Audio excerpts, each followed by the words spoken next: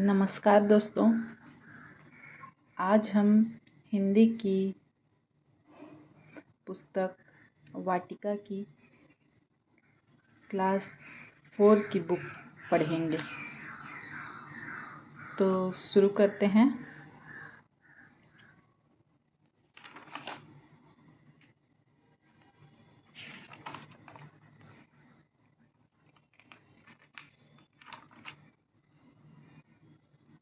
इसका पहला अध्याय पढ़ेंगे जो एक कविता है जिसके कवि हैं बाल स्वरूप राही, और यह कविता प्रकृति पर आधारित है।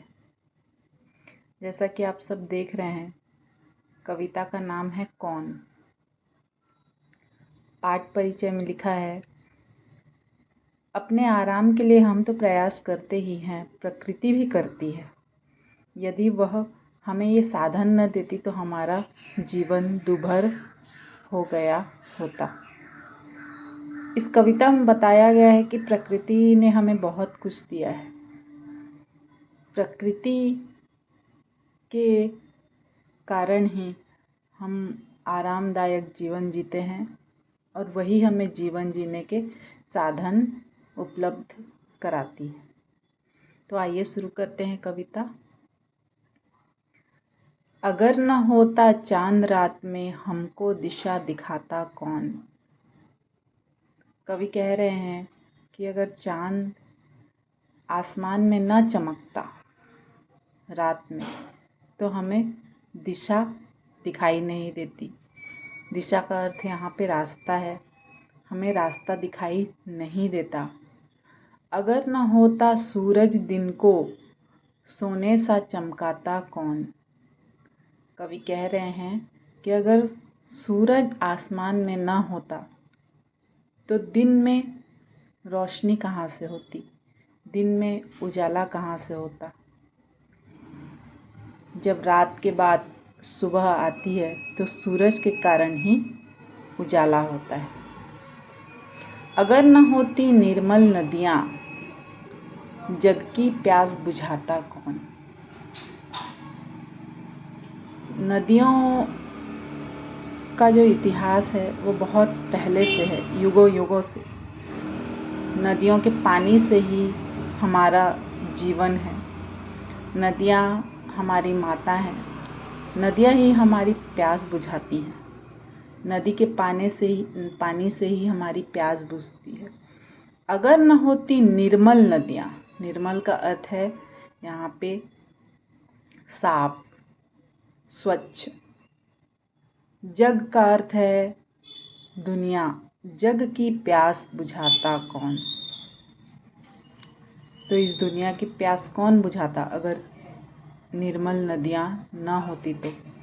अगर न होते पर्वत मीठे झरने भला बहाता कौन।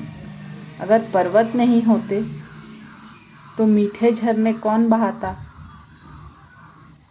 अर्थात पर्वतों से ही झरने निकलते हैं, पहाड़ों से ही झरने निकलते हैं और झरने का पानी मीठा होता है, इसलिए यहाँ पे मीठे झरने कहा गया है। अगर पर्वत नहीं होते तो मीठे मीठे झरनों का पानी हमें नहीं मिलता। अगर न होते पेड़ भला फिर हरियाली फैलाता कौन। अगर पेड़ पौधे नहीं होते हमारी धरती पे तो हमारी धरती हरी भरी नहीं दिखती। हरियाली का मतलब होता है हरा भरा दिखना। जैसे कि यहाँ पे देख रहे हैं आप, बहुत से पेड़ पौधे हैं, इसके कारण ये सारी पृथ्वी हरी भरी दिखती है। तो इन पेड़ पौधों के कारण ही हमारी धरती पे हरियाली है। अगर न होते फूल बताओ खिल खिल कर मुस्काता कौन। फूल जो हैं वो हमें खिलकर मुस्कुराने की शिक्षा देते हैं। फूलों को देखते ही हमारा मन खुश हो जाता है, ऐसा लगता है कि वो हंस रहे हैं और उन्हें देखकर हमारे चेहरे पर भी मुस्कान आ जाती है। तो अगर फूल ना होते तो हम खुश नहीं रहते, वो हमारे खुशी का साधन है। जो फूल हैं वो हमारी खुशियों का साधन है। अगर न होते बादल नभ में नभ का मतलब होता है आकाश। बादल का अर्थ होता है जो काले काले होते हैं वो बादल हैं, क्योंकि बादल जो है पानी बनकर बरसता है। नभ जो नीला नीला होता है वो आकाश है, उसे नभ कहते हैं। बादल और नभ दोनों अलग अलग है, आप इसमें कंफ्यूज ना हो, दुविधा में ना रहें कि ये दोनों एक ही है, ये दोनों अलग है। बादल का अर्थ होता है जो काले काले बादल होते हैं जिनसे पानी बरसता है, और नभ का अर्थ होता है जो आसमान होता है जो नीले रंग का होता है, स्काई जिसे हम इंग्लिश में कहते हैं। अगर न होते बादल नभ में, इंद्रधनुष रच पाता कौन। आप सबने देखा ही होगा कि जब बारिश होती है तो इंद्रधनुष बनता है।